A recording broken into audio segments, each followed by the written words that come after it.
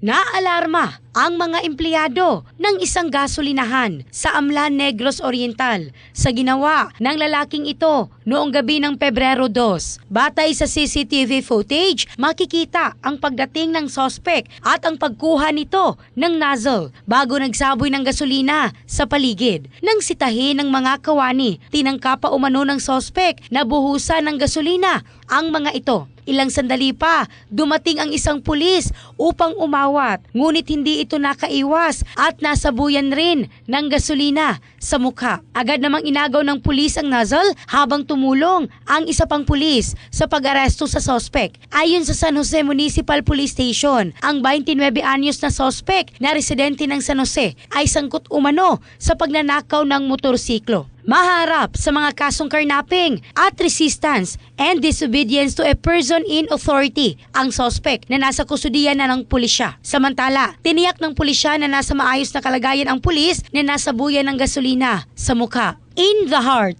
of changing lives, ako si Michelle Craste ng Brigada News Philippines, the Music and News Authority.